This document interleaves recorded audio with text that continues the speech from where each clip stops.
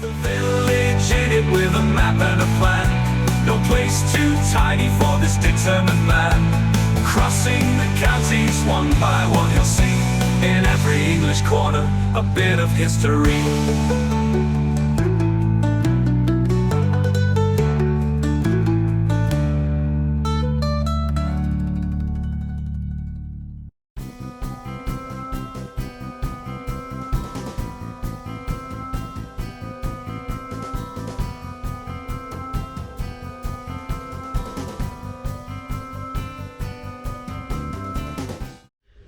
Welcome back to Harrogate again, folks. Again, it's been a while since I've been here, but we're tackling another 5 out here this week.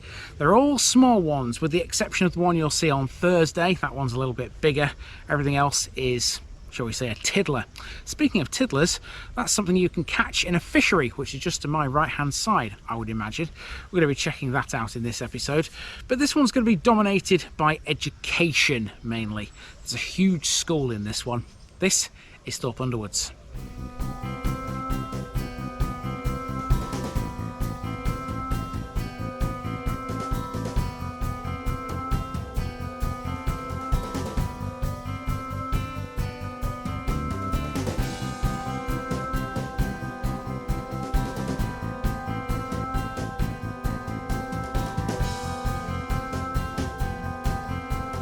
Thorpe Underwoods, hamlet under the wood.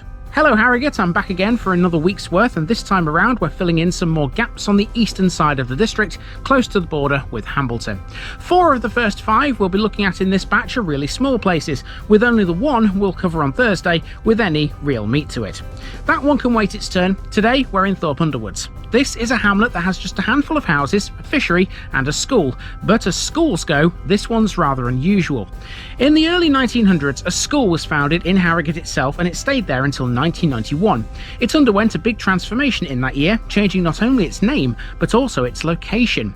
It moved away from the town and relocated to Thorpe Underwoods, taking over the hall that stood here since 1902. An independent school, college, or a collegiate as it's officially titled, it bears the name of Queen Ethelburga. Attracting well over 1,500 pupils from a 30-mile wide catchment area, Queen Ethelburga's Collegiate usually finds itself ranked among the best independent schools in Yorkshire and quite often the country as a whole.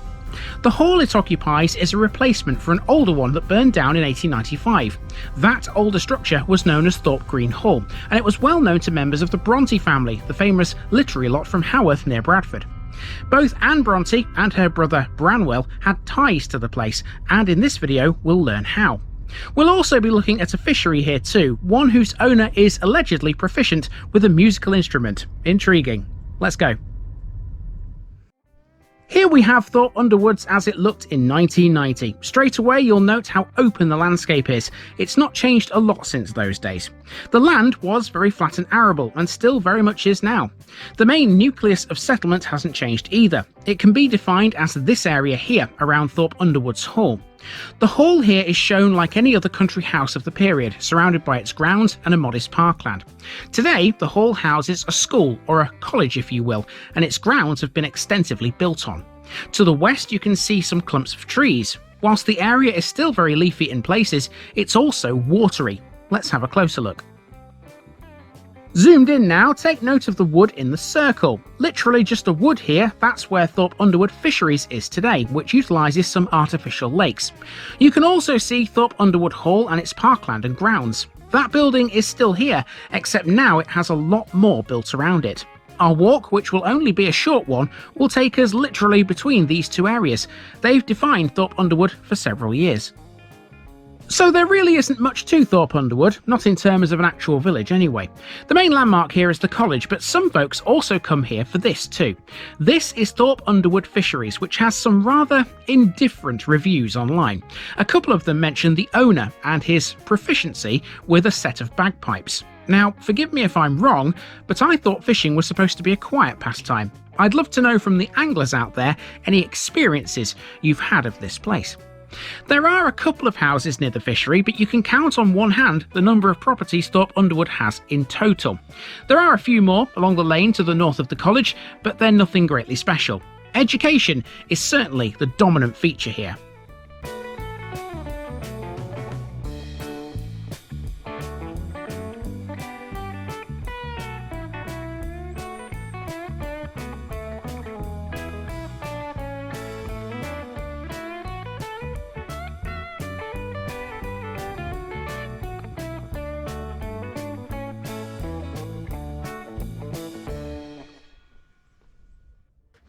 official name of the college here in Thorpe Underwood is Queen Ethelburga's Collegiate. It incorporates 4 boarding and day schools for girls and boys from the ages of 3 months to 19 years old. It's a member of the Independent Schools Association and takes its name from Queen Ethelbert of Kent. The massive site is split into 3 sections: the Chapter House, which is a preparatory school, King's Magna, which is a middle school, and a Key Stage 4 and 6th form block named after Ethelburga herself. The school originally belonged to the Woodard Corporation, founded by Nathaniel Woodard. It had a sister senior school at Escrick and a junior school at Baldersby Park near Thirsk. It was opened in 1912 and was initially based in Harrogate. It remained with the Woodard Corporation until 1991. At that point, it became independent, and it was renamed Queen Ethelburga's College. It then moved to a new premises here in Thorpe Underwoods. By 2015, this new site was educating some 1,590 pupils. Since its inception here, more than £80 million has been spent on various upgrades and improvements. These have included a huge sports village, boarding houses and new classrooms, as well as a pastoral care centre for those with mental health and behavioural issues. Queen Ethelburga's Collegiate was ranked 10th by the Daily Telegraph for A-level results in their 2015 Independent School League tables. In 2018, this was the only independent school in Yorkshire to rank within the top 50 nationally. A year later, it was considered to be the second best in the whole country, results-wise. So, there's no denying that this is a very successful school, but what was here before this moved away from Harrogate? Well, as we saw on the map earlier, the landscape back then was very different. It was mainly trees and parkland belonging to a hall. There is still a hall here, and it houses part of the school, but it's not the original. The current Thorpe Underwood Hall was built in 1902 to replace the former Thorpe Green Hall.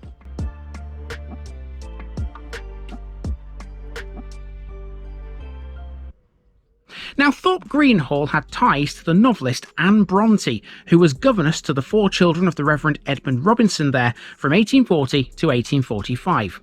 The hall that Anne knew was just to the north of the current one. It burned down in 1895. Her room had a view of a large circular fish pond which still exists in the school's grounds. Her works make reference to the building if you know where to look. It appears as Horton Lodge in her novel Agnes Grey.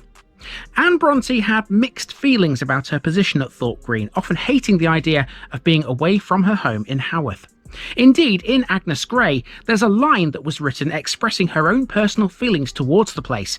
It reads, "The surrounding countryside itself was pleasant as far as fertile fields, flourishing trees, quiet green lanes, and smiling hedges with wild flowers scattered along their banks could make it, but it was depressingly flat to one born and nurtured among the rugged hills." Anne Bronte would have made her way to and from Thorpe Green via the railway station at Cattle for her rare visits back to her home at the parsonage in Haworth.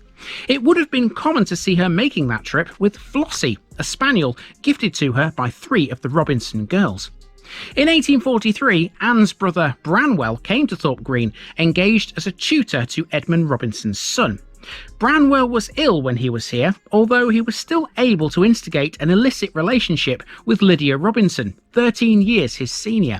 He was found out and dismissed before turning to alcoholism and drug use, which resulted in his early death 3 years later. And that's really it for Thorpe Underwoods. Not a lot to it really, and it has nothing you could term an actual village. That said, it still has a story to it. The same can be said for the next one. Tiny, well out of the way, and not really well known. Join me tomorrow when we'll meet another hall standing alone in the Yorkshire countryside.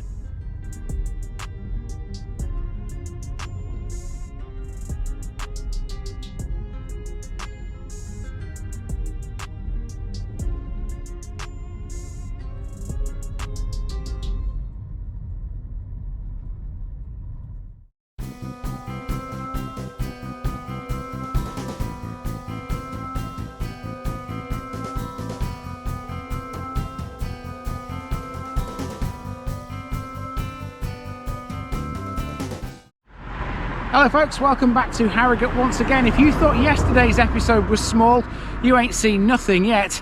Today's is even smaller. We're basically looking at one solitary property here. Well, I say one. There could technically be a second one. We'll discover that as we go through this episode. Behind me, you can see we have a field, and sort of beyond that field over there, there's the remains of a hall, and that hall is Kirby Hall.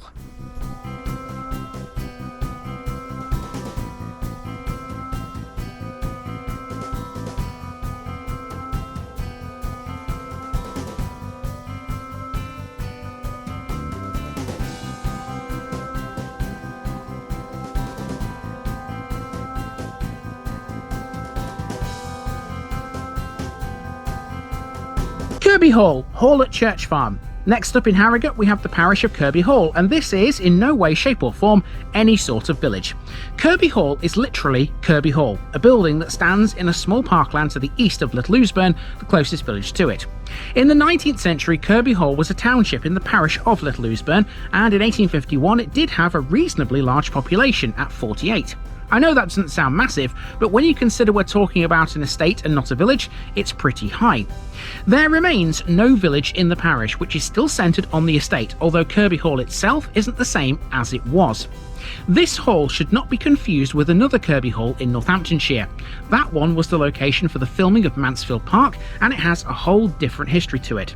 That one is also still very much standing. This, the North Yorkshire version, is a shell of its former self. A lot of it has been demolished now, leaving only a little bit left standing that can be seen from the one and only road that passes through the area. The only part of Kirby Hall that's still fully intact is a service wing, although there are lodges by the roadside too, and the stable block still stands as well. It was all lived in by various families, but the main one were the Thompsons. The man behind the current hall and its landscape parkland was Sir Stephen Thompson of York. Together with one of our favourite architects, he came up with the design and layout of it all. Although not a lot is left standing now, Kirby Hall acts as a reminder to us all just how big and powerful some of these landowning families were. Let's go. Kirby Hall is an estate, not a village, and it's centred around one building. Named Kirby Hall, only part of it remains today. This is what the Kirby Hall estate looked like in 1900, and straight away your eyes are drawn to the huge parkland. This was 7 years before it would reach its greatest extent. Quite a lot of that parkland has now returned to agriculture, given that the hall itself has been mostly demolished. In essence though, the area is still practically the same. So too is how you access it. To get to Kirby Hall, you have to wind your way around the parkland using a road that skips past Little Ouseburn's church to the west. Here's a closer look at the hall. This shows the building as it would have once been, because now most of this has been demolished. Note though, there are several other buildings around it. Two of them, the old and new lodges, still stand. Also, look closely on this map and you can see a section marked Hall Site of.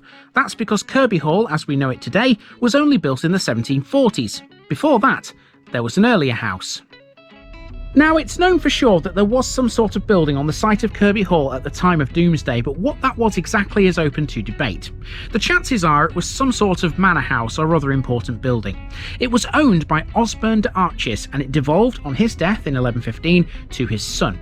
It remained with the de Arches family until the late 12th century, when it became the possession of William de Stuteville. It then passed to Fountains Abbey in 1203 under a charter made by de Stuteville a few years prior. It remained with the abbey until the dissolution of the monasteries in 1540. King Henry VIII then owned the property, leasing half of the manor of Kirby Hall to tenants named William and John Dickinson by 1556. By 1618, the Dickinson family had acquired the manor altogether, with half of the neighbouring manor of Thorpe Underwoods and some land in Little and Great Ouseburn. It remained with the Dickinson family until 1671, although a descendant, Anne, married Joshua Colston, and they lived at Kirby until at least 1684. At some point between then and 1691, the property passed to Sir Stephen Thompson of York, and that's when major changes began to happen. The Thompsons would build a brand new house in the 1740s, a project that was overseen by our favourite York architect, John Carr.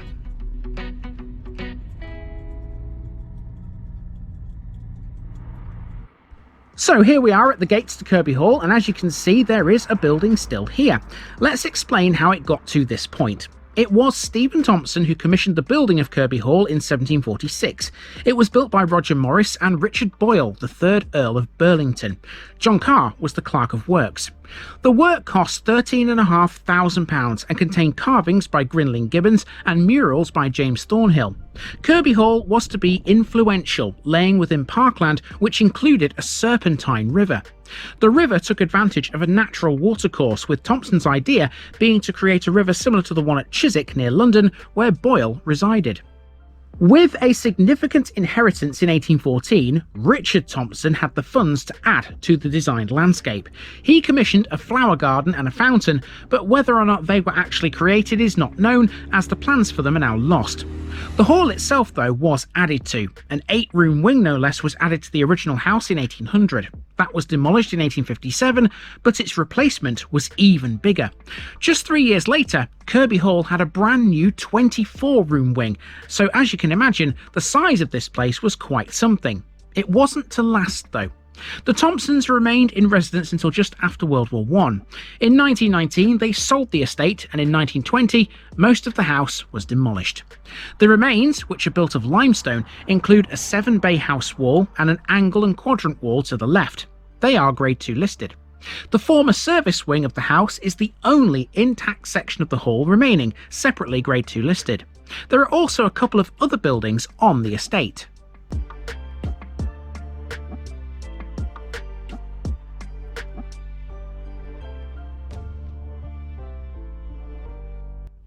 There are 2 lodges, a new one and an old one. This is the old lodge, sitting at the entrance to the hall from the road we've just used. It was designed by Robert Lugar in around 1814. Also still standing are the stables, which form 4 ranges around a courtyard. So that's that for Kirby Hall, and with it we've been able to understand some of the history surrounding the Thompson family. You don't have to go very far to find more. Kirby Hall's closest neighbour has a church, and in the grounds of that church is a mausoleum, which houses the remains of some of the family. We'll be seeing that tomorrow.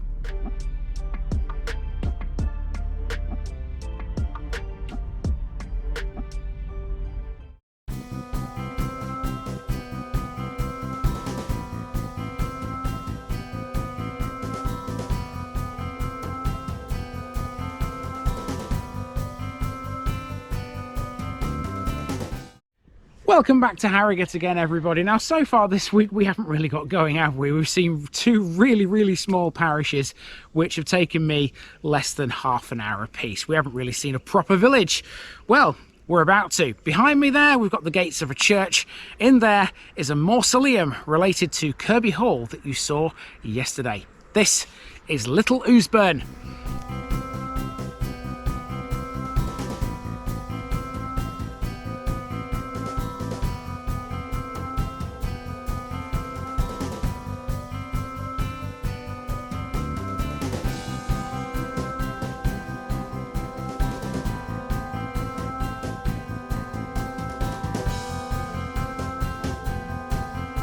Little Ouseburn, Ouse Stream Small.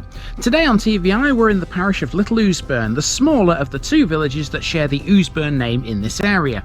There were once 3, the third was Kirby Hall, which at points in history was called Kirby Ouseburn. Little Ouseburn is a simple little village. It consists of 2 roads. One of them is Main Street, which forms the principal residential area, and the other is Church Lane, which runs off to the northeast towards the Grade 1 listed Holy Trinity Church. The majority of the village is set out along both sides of Main Street, running from east to west. The name of the village derives from the Ouse Beck, a small stream which acts as the dividing line between Great and Little Ouseburn, with the watercourse itself being a tributary of the River Ouse. Historically, most of the villagers who lived here were either tenant farmers or workers on the Kirby Hall estate.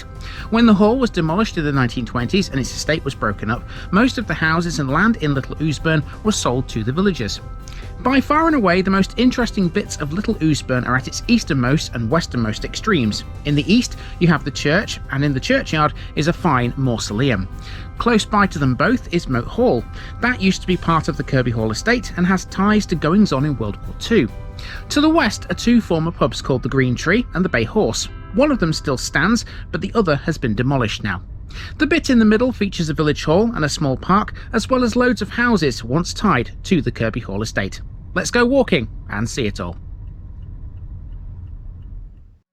So this is what Little Ouseburn looked like 125 years ago. The biggest difference from then to now would be the number of houses along its main street. Essentially though, the shape and characteristics of Little Ouseburn still resemble this today. You can see how close the place is to Kirby Hall. That was important because a lot of the people who lived here were once workers on the estate. Many of the cottages shown here were lived in by tenant farmers and labourers.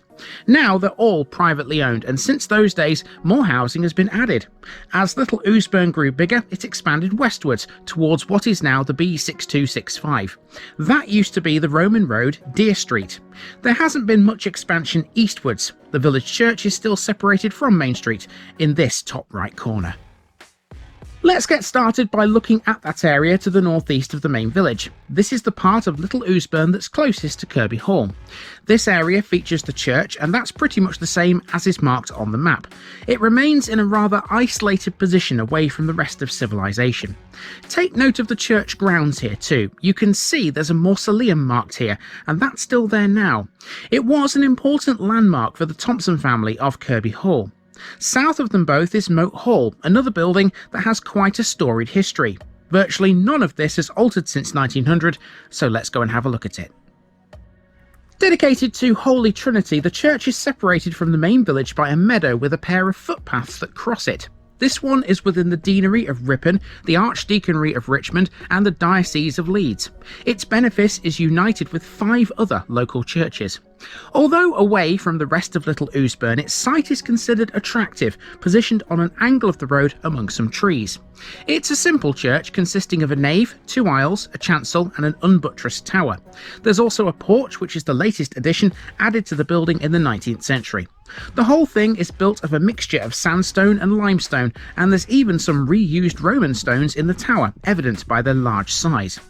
The tower and the chancel date from the 11th century, whilst the south aisle, the arcades and the chancel arch are from the 14th. The battlements and pinnacles on the tower are from the 15th century. In 1874 and 75, the north aisle was rebuilt to provide an organ chamber and a vestry, and the east window was altered at the same time. The architects were Paley and Austin.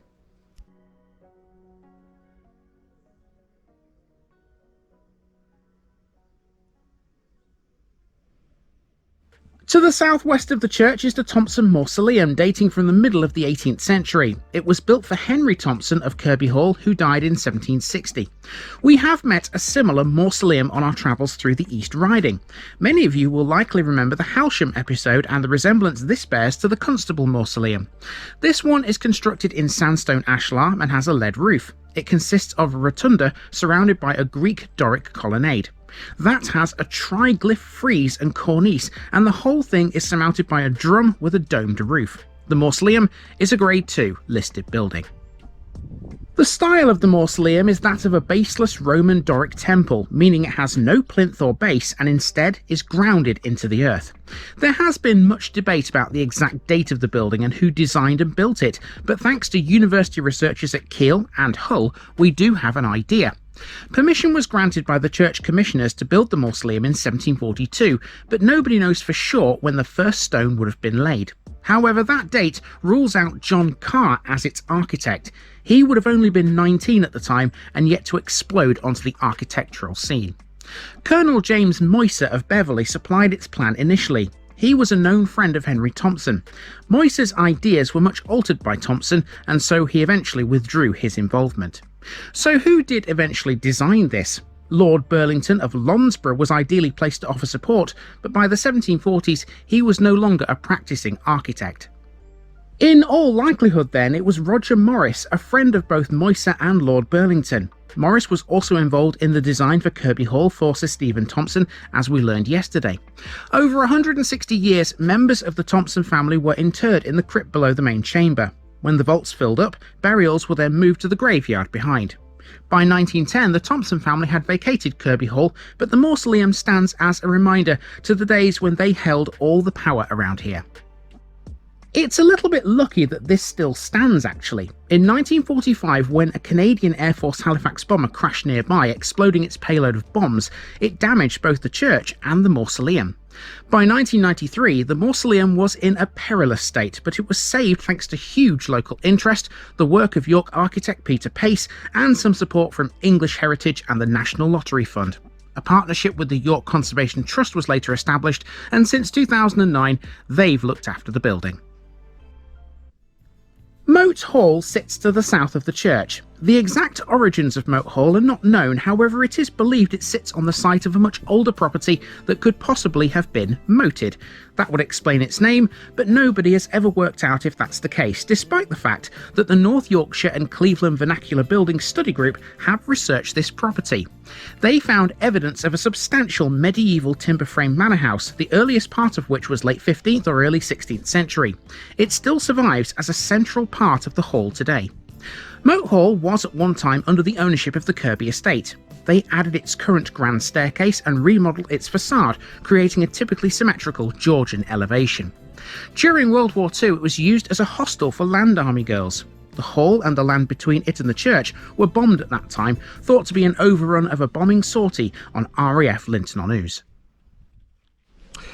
Okay, so it's about a quarter of a mile, or maybe less than that, from here to get into Little Ouseburn village itself. You can walk it from the footpath from the church and do it that way, but I'm going to drive it. We're going to drive towards the village hall and start there, and then we'll just take a gentle stroll down the main street in Little Ouseburn. Let's go. So now we're going for our main walk, which is essentially a trip down the main street from east to west. Starting in the east, this is where most of Little Ouseburn's population once lived. 90% of its houses were situated between the vicarage and the infant school, fronting Main Street. Note there's also a back lane, which would have allowed the residents rear access. Let's first of all have a look at that infant school, which still stands. Today it's Little Ouseburn Village Hall. As far as I can tell, and information was a bit thin on the ground for this is the only school Little Ouseburn has ever had to its name. I wasn't able to pin down when it was closed, but it's good to see that the old school has found another vital community use. As a village hall, it offers 2 reception rooms, one large and one small, although the smaller of the 2 can be opened out to create a larger space with a capacity for 80 people. It has a well-equipped kitchen suitable for serving meals prepared off-site. Hirers of this building can also make use of its readily available equipment, like tables and chairs. So the rest of the village is overwhelmingly residential, and to be fair, it's been that way for a long time. This is where a lot of workers on the former Kirby Hall estate once lived. When the estate was broken up in 1920, all the land that it owned in Little Ouseburn was sold off, as were several buildings. Some of those are now privately owned. The current population is just under 300, a pretty significant figure for a village of its size. This is by no means the biggest it's ever been. Little Ouseburn was once not very little at all. In 1840, the population stood at around 600. That's more than double what we have now. However, in the 40 years between then and 1880, there was a huge drop, dwindling down to 250. Normally, figures like that tell a story, such as a tragedy or a natural disaster maybe. In this case, they're a little misleading. Nothing really happened. The cause of the drop was due to a boundary change. Since then, the number of houses here has actually increased. Since 1920, every single house in the village has been occupied. There are currently 110 households in Little Ouseburn. Industrially, agriculture has always been the primary occupation for the people here. In the 1830s, 3/4 of the population were employed within that sector. This was reflected by the social status of the people living in Little Ouseburn at that time, half of them identified as labourers. Overwhelmingly, most of them were men. Women would have taken on more traditional domestic chores. There was very little else the population was involved in. Fast forward to 2001, where the census data showed that the modern Little Ouseburn inhabitant is more likely to be involved in manufacturing or retail. Very few people now work in agriculture.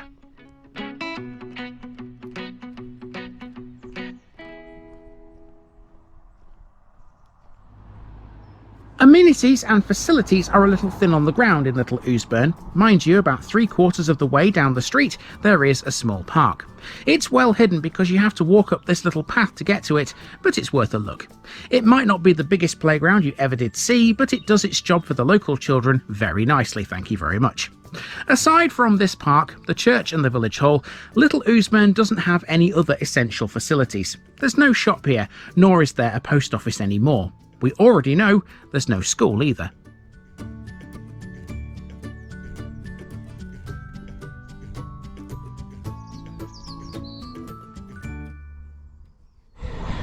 Yeah, it's a nice village, isn't it, Little Ouseburn? And it's quite peaceful this morning too, so for the most part I've had this place all to myself. Just a few cars coming past here and there. That's really all I've seen. Nobody's been walking around. All I can hear really is the sound of the birds in the trees, which is rather beautiful. So between here and the end of the road it's just more housing, as you can see. Typical Yorkshire style, I suppose. Yorkshire style housing. I suppose you could call it that. I don't know. Is that even a thing? Is Yorkshire style a thing? I don't know. I've no idea. Anyway, we aren't far away from the end of this road. When we hit the end of the road, there are two pubs to discuss. Now we have the western end of the village to consider, much more sparsely populated than the east, although these days newer housing has joined the two areas up. The road that runs to the west of the village is the route of the former Roman road, Deer Street. It would become the B6265 as it is today. In 1900 there were two pubs on that road, namely the Green Tree and the Bay Horse. Neither of them are there now, as we're about to see. So let's have a look at what's become of those two pubs. First of all, the old Bay Horse. This has been turned into a house. I couldn't find much about this one, save for the fact that when it was in business, it was tied to Hepworth's Brewery.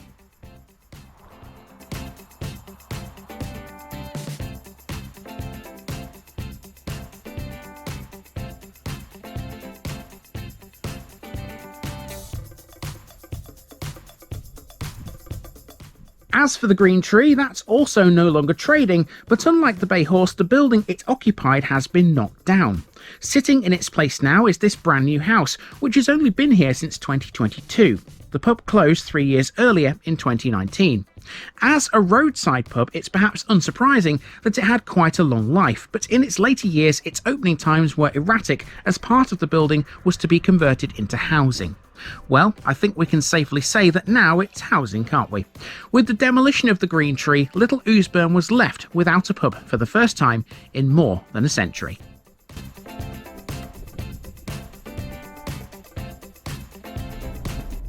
Okay, so with one Ouseburn down, we have one more to check out. Tomorrow we'll do just that. Join me just up the road as we take on Little Ouseburn's bigger brother.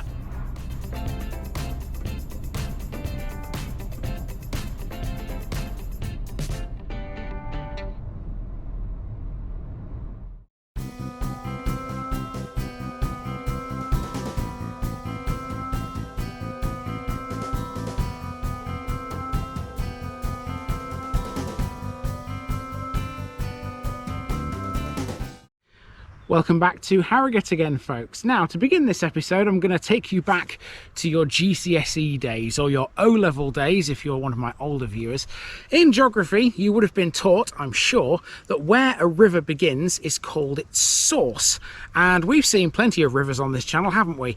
We haven't seen many sources, though.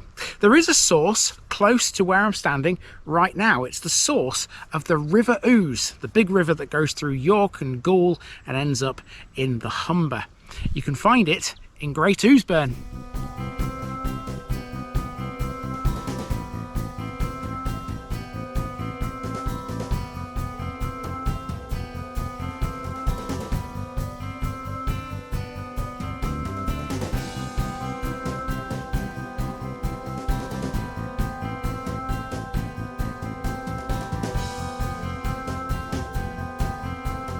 Great Ouseburn, Ouse stream, large. Following on from yesterday in Little Ouseburn, today we've come north slightly to find its near neighbour, the much larger village of Great Ouseburn. This is 4 miles to the southeast of Boroughbridge, and it's a growing settlement. Let's deal with the name of this one before we start. The word Ouseburn literally means Ouse stream. Both Great and Little Ouseburn have that watery title thanks to the source of the River Ouse being within this area. Traditionally, it was here in Great Ouseburn, within the grounds of a workhouse. Now the river is considered to begin over 1.5 miles away, but the old source is still marked by way of a stone column. Great Ouseburn was originally part of the district of Knaresborough, which was a royal forest in William the Conqueror's time. That gave it the status of a forest liberty town. Later it would become part of the Kirby Hall estate, which used to own most of the village, just like it did with Little Ouseburn. The economy of Great Ouseburn was then principally centred on the estate's agricultural business. At present though, the village is mainly residential, despite the fact some farming activity does still exist here. The western end of the village is currently undergoing some expansion, with a raft of new builds adding to the housing stock. Great Ouseburn possesses a lot more than its little neighbour. Here we have a church, a post office, a school and a village hall. There were once a series of pubs, but at least 2 of those have now closed. It's another linear village mostly, so it's time for another end-to-end walk. Come with me and let's see what it's got. So here we have Great Ouseburn as it was in 1900. Although not greatly different now from how it is here, there are some big changes in places. The main nucleus of settlement is still the main street, running northwest to southeast towards Little Ouseburn. However, now the northernmost areas highlighted here have become more built up, with a selection of brand new houses adding to the village.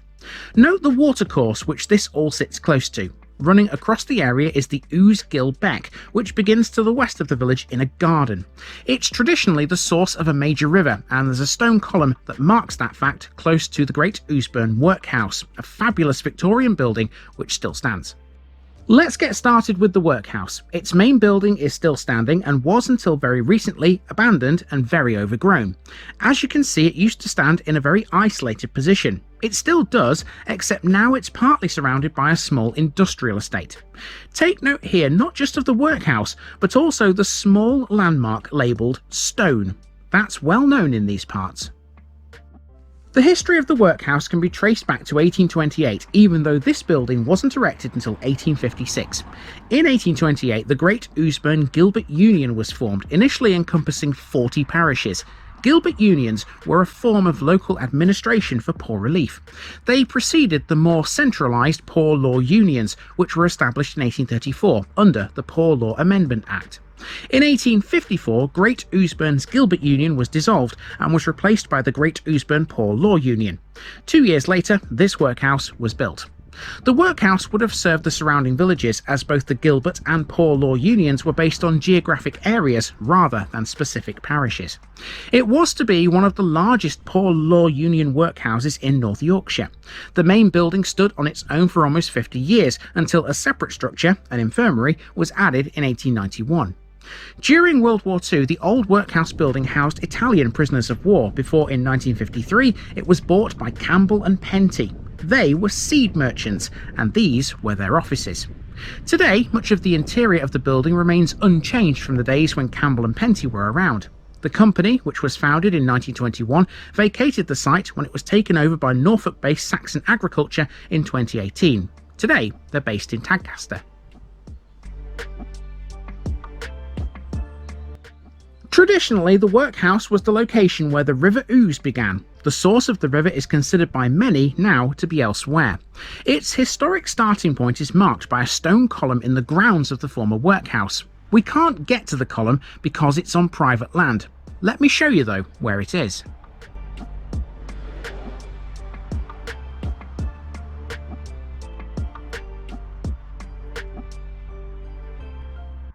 In the last few years, the workhouse has been remodelled and turned into 2 large homes, retaining its original features such as brick arches, daylight tunnels and high ceilings. The 2 homes are called the Grange and the Old Grain House, taking their names from the building's later association with Campbell and Penty. As a result of the conversion, the stone column marking the source of the Ouse is now within this garden, which belongs to the new homes. That means we can't get to it to see it.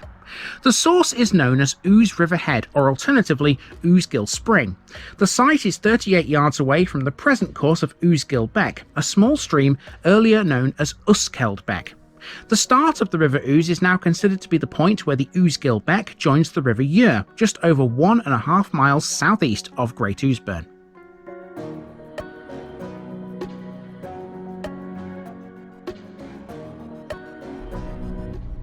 Let's take a short drive now into Great Ouseburn and fill in a bit of history as we do. From William the Conqueror's time until around 1770, the area around Knaresborough was a royal forest. Within that forest was Great Ouseburn, and it held the status of Forest Liberty Town. Travel in the forest was difficult and dangerous. Great Ouseburn's position on the edge of the forest made it an important focus for travellers. There was once a toll bridge across the River Ure here, built in 1772 by John Thompson. The bridge replaced an ancient ferry and river crossing known as Rudford Wath. The original wooden bridge was destroyed by an ice flow in 1875 and rebuilt of metal in 1877. Great Ouseburn was largely based on agriculture, but it was also a service and manufacturing centre. In 1840, there were around 30 retail and manufacturing establishments in it. In 1950, there were 10 working farms in the village, but now only Walnut Farm remains. The village once had a brickyard, a steam corn mill, a tannery, and a series of malt kilns. The ownership of the rich and fertile land around Great Ouseburn devolved over the centuries with no principal landowner. At the time of the Enclosure Act in 1777, the main landowners were Man Horsfield of Thorpe Green, Reverend Thomas Cothy, the Vicar of Great Ouseburn, and Lord Arundel Galway of Allerton. Others included the Monarch, Sir John Stapleton of Myton-on-Swale, Henry Thompson of Kirby Hall, George Cass, Christopher Oxley, Thomas Slingsby, William Benson, and some 32 other smallholders. This range of ownership has helped create a varied and unplanned street scene in Great Ouseburn today, with a variety of styles and property sizes.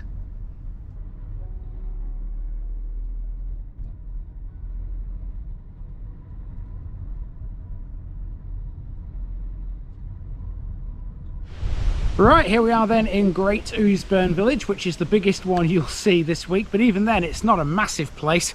This is by no means the biggest village I've ever covered in my time doing this. We're starting in the southeastern corner and our first landmark is right behind me. That there is Great Ouseburn School. Let's go. Our main walk will take us from the south of the village back up to the north, starting at this school on the fringe of civilization. The school is still very much going as it was here. Just up the street you can see the church. That's still there too. Between the two, it's a range of houses, including one notable property called Vine House. Unlike a lot of other villages in this area, Great Ouseburn is fortunate to have some services such as a pub, a village hall, a post office and a school. In 1854, Great Ouseburn Community Primary School was established with the laying of the foundation stone by Sir Henry Messy Thompson of Kirby Hall. This attractive Victorian schoolhouse with its steeply pitched slate roof is distinctive in style and form and achieves a degree of prominence on approaching the village from the south. With Little Ouseburn no longer having its own school, Great Ouseburn provides education for both of the Ouseburn villages today.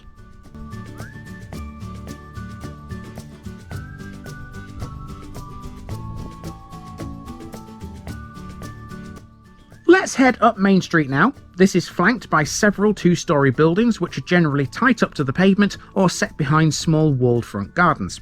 There are wide grass verges along much of the length of the main street, which adds to the rurality of the village.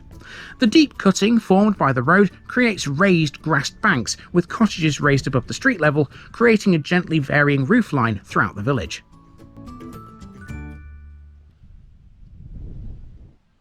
Now, as we know from yesterday's video, there was a certain amount of aircraft activity around here during World War II.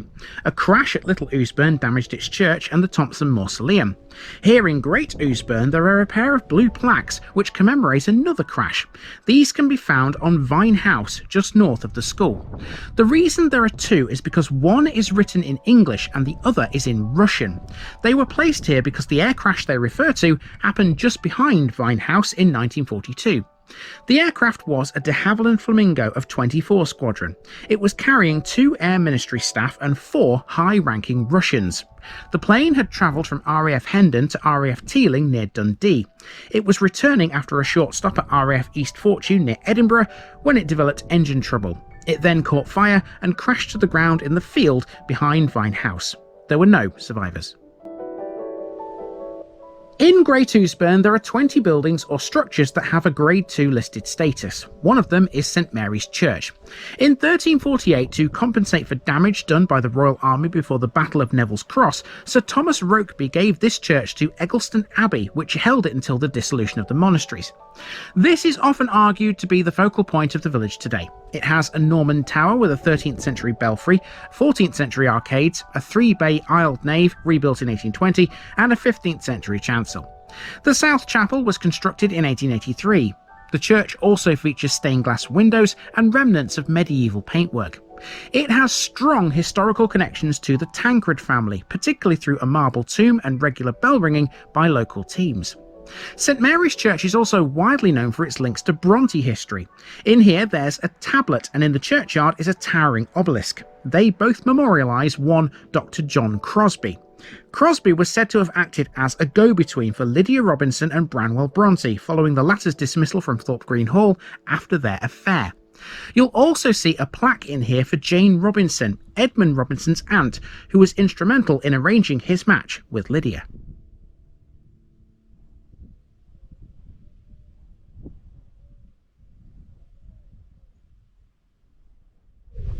Okay, so once you get beyond the church, you're then into what is effectively the business centre of Great Ouseburn. This is where the shop is. There used to be a pub or two here once upon a time, but these days the only pub the place has is a bit further along towards the next parish, which we'll talk about in a bit. Let's cover the shop next. It's just up there. Now we have the centre of the village to consider, although this used to be the northernmost extent. The rest of the facilities used to be between the church and the green marked here. You can see from this map there used to be a chapel along this stretch. That's no longer there, and I found nothing about it. There's also an inn shown here. That's still there, but it's not trading now. This area probably featured several shops and trades when this map was produced. Today, only one of them survives.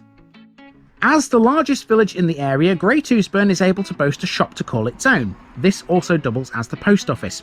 As you can well imagine though, Great Ouseburn once had a lot more than just this. Numerous shops and trades have disappeared over the last century. With the advent of the car and mechanisation in agriculture, there is less of a need now for local services, but it's so good to see a rural shop and a post office still thriving. As well as shops, Great Ouseburn used to have a series of pubs. This building here used to be one of them. It was called the Crown Inn. Now a private house, the Crown once thrived on its prize-winning food. Like many rural pubs, it was less like a village inn in its later years and was more like a smart, modern restaurant. The Crown Inn was even voted Yorkshire Pub of the Year once. Great Ouseburn supported 3 pubs at one time. Now it only has one, and we'll see that one in a little while.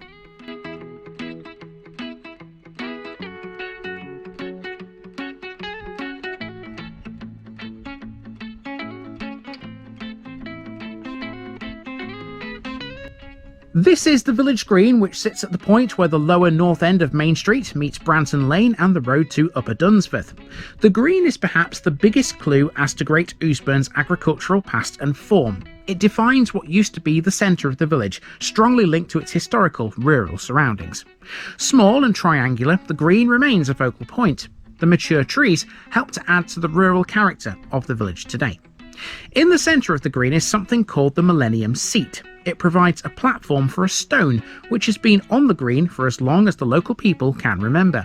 It has an inscription from Shakespeare's Romeo and Juliet, specifically Act 3, Scene 5. It reads, "I have more care to stay than will to go."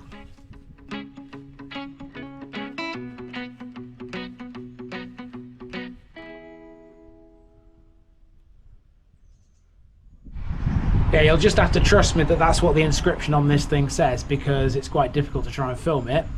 Reason being, these posts are in the way. So yeah, but yeah, that's what it says apparently. I'm just going to take a pew here for a few moments before I head up to the village hall. That's our next job, and just enjoy the peace and quiet. Quite frankly, it's really peaceful this morning. I know it's a Saturday morning, and you know there's not many people around because of that. But Great Ouseburn just seems like the kind of place that's peaceful all the time.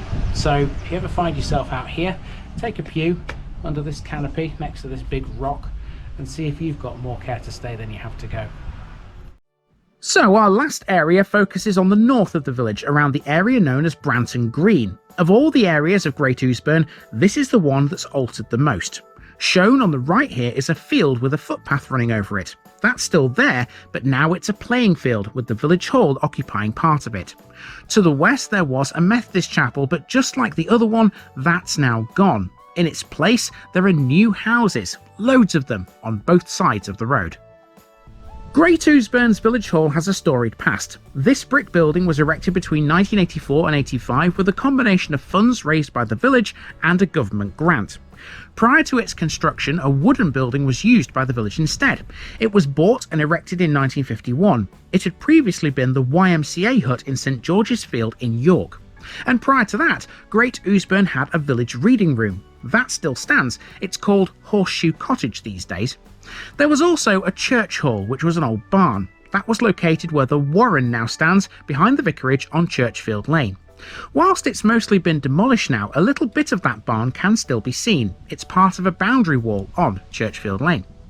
The modern village hall has 3 individual rooms. It hosts things like parties, sporting events, meetings, wedding receptions, plays and festivals. It's held in trust by the parish council for the benefit of the community, and it's managed by a small committee of volunteers.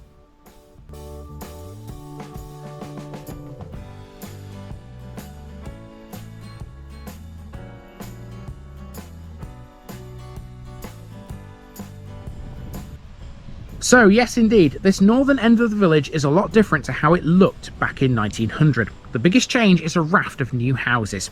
Most expansion has occurred within an area known as Branton Green on the southern side of Branton Lane. Built by Stonebridge Homes, this is the Forest Chase development, which offers a superb collection of high-quality residences. Great Ouseburn is a sought-after village because it's not far from major transport links like the A59 and the A1. That makes it attractive for house developers and prospective buyers. At the time of writing, Forest Chase is nearing the end of its building scheme and there are only a couple of properties remaining. Forest Chase is not on its own when it comes to new areas of housing in Great Ouseburn. On the other side of the road is Field View, which has also gone up in the last few years.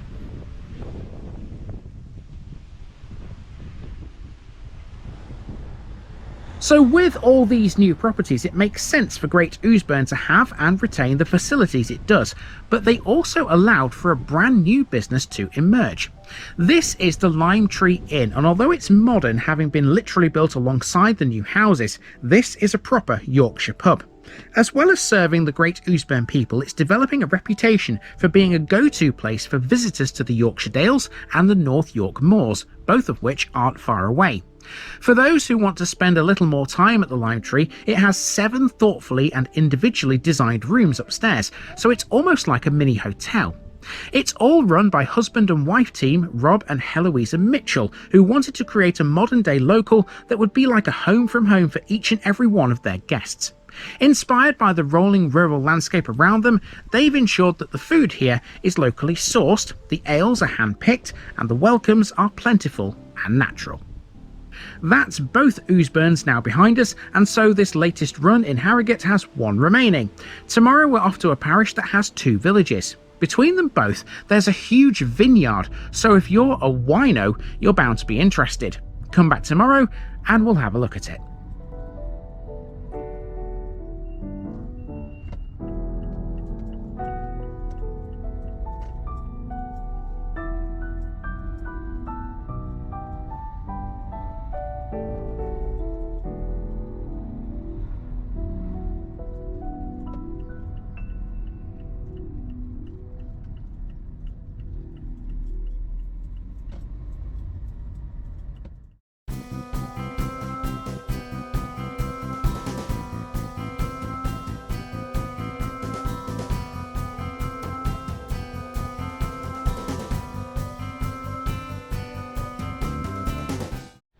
Welcome back to Harrogate again, people, for the last time this week. Now today we've got 2 villages to see, although one's technically speaking a hamlet because it has no church.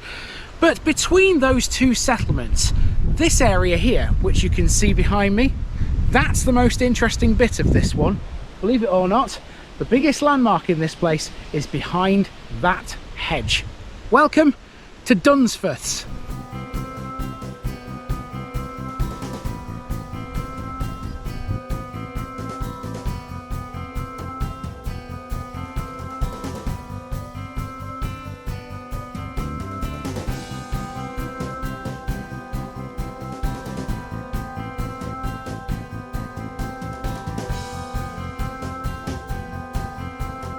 Dunsforths, Dunsford.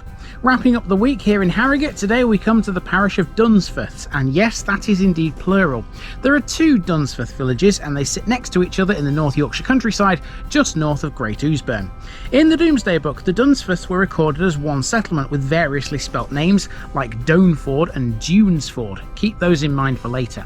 Nowadays, the Dunsforths are two distinct villages. Lower Dunsforth, which used to be a township in the parish of Aldborough until 1866, is the larger of the two. From 1866 until 1960, it was to be a parish in its own right, before it was merged with the other village, Upper Dunsforth, to form what we have today.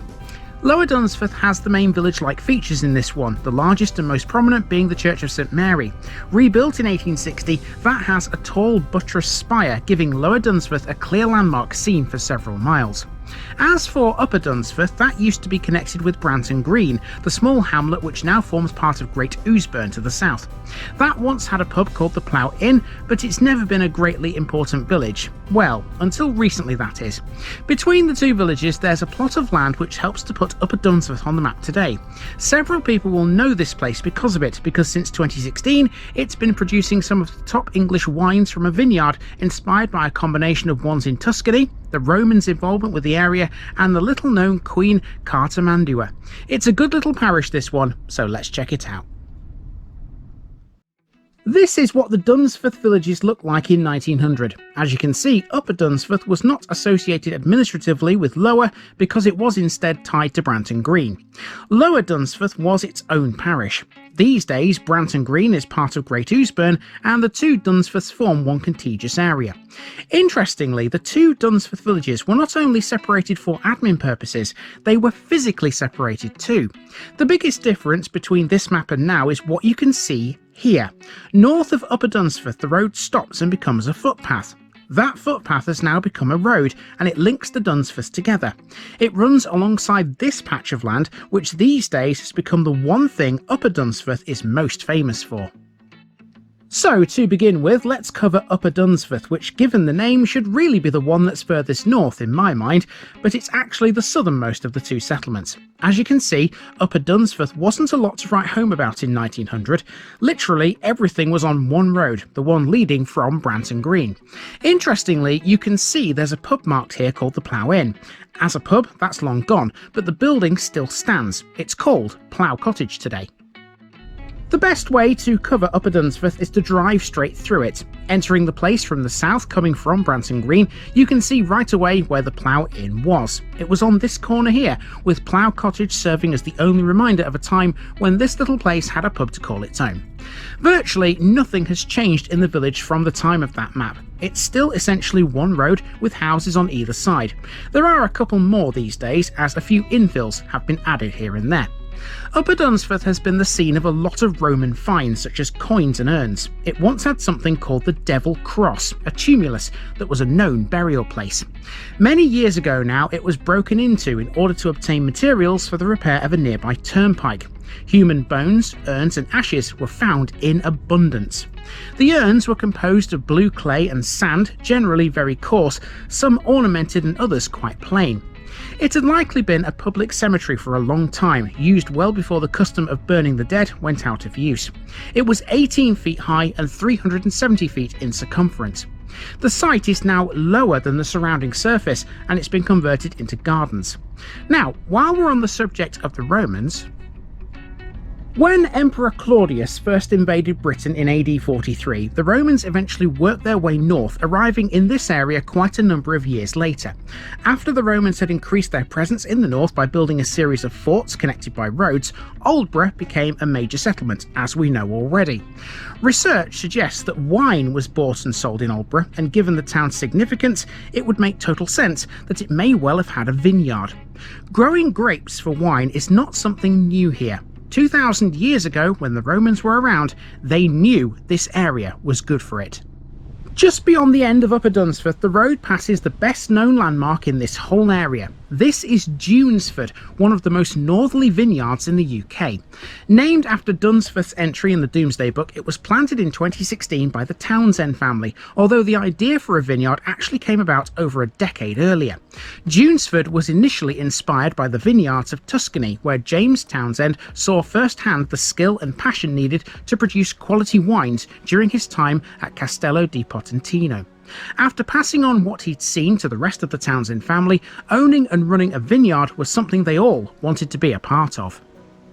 After looking at many sites all over the country, they finally found a piece of land in the very village they'd lived in already for over 30 years. Despite its northern location, the site is absolutely perfect for growing grapes. It's on a slope, which helps drain away frosts. Its sheltered nature also means it can often be a degree or two warmer than the surrounding area. That's vital when you're this far north.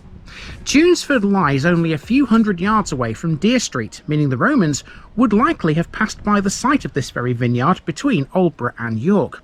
Dunesford sits on the edge of where it's possible to grow and ripen grapes, so could the Romans have used this very plot to make wine for themselves? It's a distinct possibility. Dunesford produces a range of outstanding cool climate wines. They launched their debut still white wines in October 2019 with fantastic results. 2020 brought the introduction of 5 traditional method sparkling wines, namely the Pinot Gris, Rosé, Solaris, Blanc de Noir, and the Dunesford interpretation of the classic Cuvée. The Cuvée is named the Queen of the North in honour of Queen Cartimandua, the strong-minded, influential leader of the Northern Brigantes tribe. Cartimandua formed an alliance with the Romans, allowing them to move into the area without any bloodshed. They then ruled the region for over 20 years until her downfall in 69 AD. As well as the wine, the vineyard has a tasting room that's also named Queen of the North, along with a second one that's just called the Roman Room.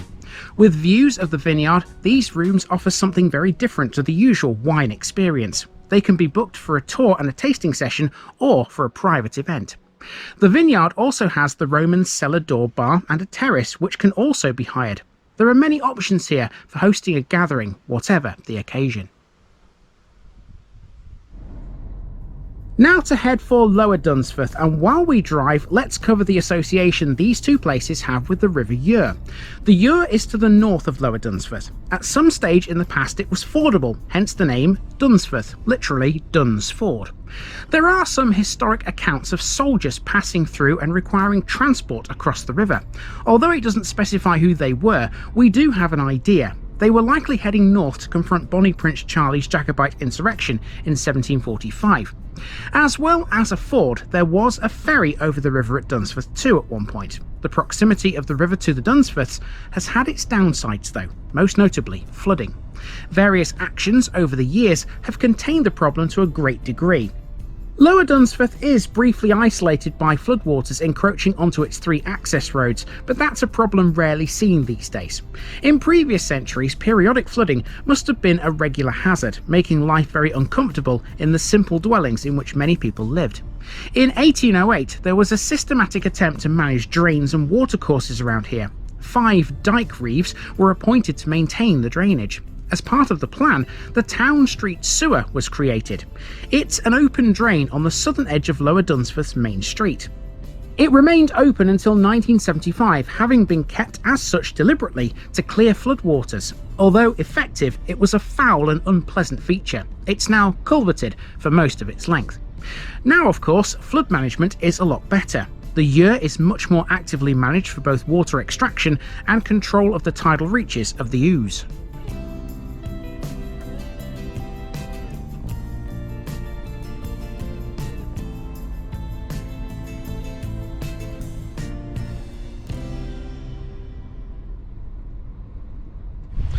Right, we're in Lower Dunsforth, which is yet another linear village. Just like all the other ones I've covered this morning and all the ones you've seen this week. Well, apart from Kirby Hall, can't really call that linear, can you?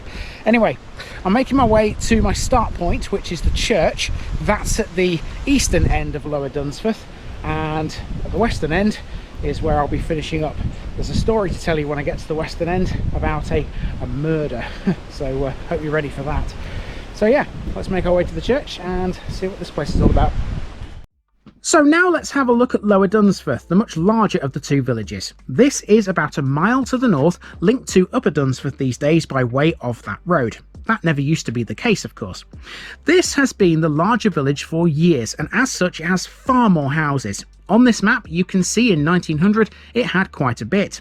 Clearly marked is a church, a school and a pub called the Anchor Inn.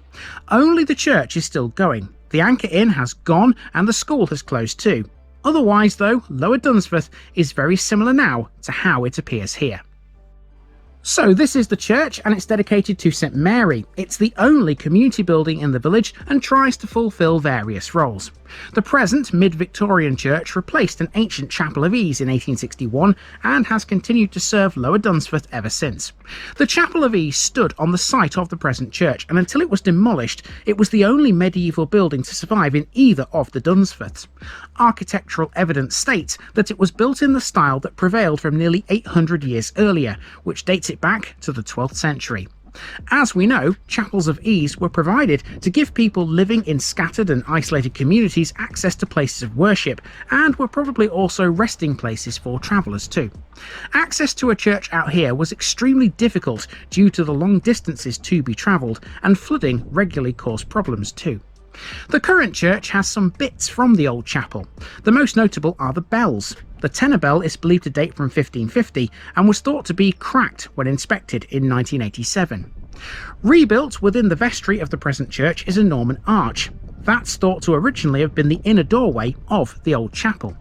The only other relic of the Chapel of Ease is the Saxon font, which is badly broken, possibly damaged during the Reformation. The architects for the present church were Mallinson and Healy of Bradford, the most important church architects in the West Riding during the mid to late Victorian periods. They used old materials for the foundations, and for the rest they used sandstone from Lingerfield Quarry near Knaresborough and square cut stone from Brusselton Quarry near Darlington. They worked in the Gothic style, and at the time when St Mary's was designed they favoured decorated Gothic, a style based on medieval models of around 1300. The best feature of this church is the clock. It was originally housed above the stables at Red House in Moor Monkton, where it was once struck by lightning. It strikes the hour upon the ancient bell and was made in York by the famous clockmaker Henry Hindley, the maker of York Minster's original timepiece. Next up we have the village war memorial, which was originally 2 tablets set into the wall of the Victoria Club Room. More on that in a minute, but it's now been demolished. When it was, the tablets were moved and placed in a brick and render memorial in the churchyard, which was largely hidden by a hedge. At the turn of the millennium, a new memorial was created, sited within this paved half circle of ground that was previously part of the churchyard. The 2 tablets from the earlier memorial are incorporated into it, and a new one was added carrying the words, "and those who served their country in World War II."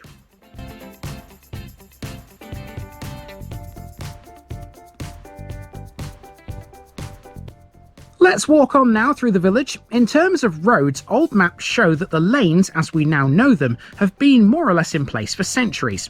Mind you, having said that, the roads were often little more than tracks, and the verges were used for grazing cattle, a practice often known as tenting. This, the main road through Lower Dunsforth, is called Mary Lane, although it has been variously described as Knaresborough Road or Mary Gate, in recognition of the dedication of the church. In 1848, a Wesleyan Methodist chapel was opened in Lower Dunsforth. It was located on the site of what is now Manor Farm Cottage, opposite this telephone box. It's not known when it ceased to be used as a place of worship, but it must have been before 1900, given it does not appear on the map we saw earlier.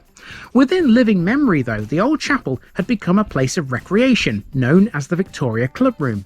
In the 1920s, it had a billiards table and a piano, though its use was for men only.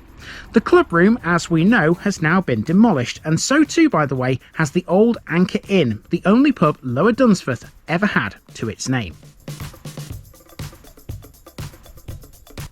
The Dunsforths between them have had for centuries a core of established families within them, beginning with the Dunsford family in the Middle Ages. Another was the Abbey family in 1616, whose name is perpetuated by way of a house called Abbeyville in Upper Dunsforth. One of the most prominent families in Lower Dunsforth was Mattison. Their name still identifies a property in this village. Other names were Cass, Heslake, Kettlewell, Woodward and Inchbold. Sykes was an important name too. The local reverend was once a Sykes. Later there was Vice Admiral Sykes, who lived at the old vicarage, known at that time as Nethergarth. It was recorded as such in a sale of both the property and its contents in 1933.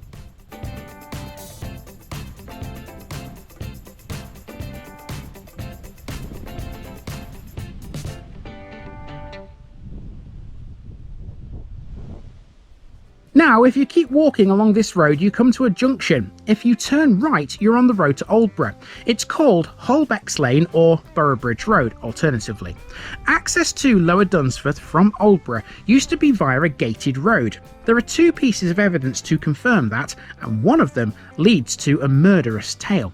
In 1844, William Inchbold was murdered. Before he died, he was found injured by the Dunsforth Gate. He lived at Westfield Farm in Lower Dunsforth. The murderer was William Kendrew of Aldborough. Essentially, what happened was that Kendrew, a labourer and a known poacher, stalked and shot Inchbold, a retired merchant. Aged 55, he was known as eccentric and often displayed his money ostentatiously in public places. On the day in question, he'd been to Boroughbridge Market, drinking in the Malt Shovel Inn. After shooting him while he made his way home, Kendrew fled, but was eventually arrested in Newcastle about a month later. After a one-day trial lasting 11.5 hours, Kendrew was convicted of the murder and was executed publicly in York on the 28th of December. Merry Christmas, you filthy animal.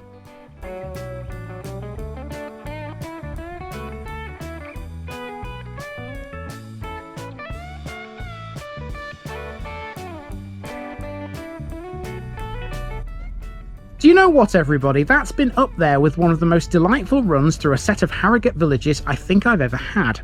Our time in this eastern portion of the district is coming to a close though very soon, but we do still have a handful left. Join me soon for more when we fill in a couple of gaps here and there.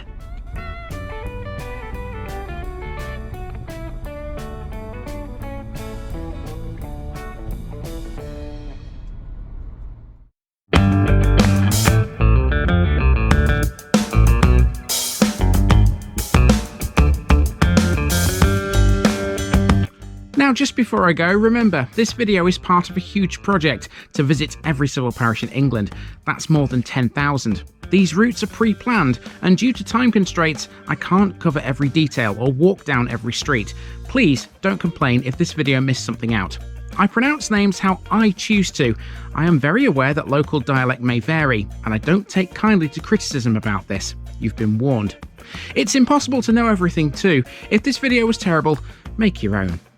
If you're a regular watcher of The Village Idiot, you're not the only one. If you've got a small business, why not use my videos to advertise it? Leave a comment below if you're interested. And finally, thanks for watching this episode, everybody. Give us a like and a subscribe if you've enjoyed this episode, and share it with your friends and relatives. It all helps to keep this mission going. Until next time, I've been Andy, also known as The Village Idiot, and I'm out.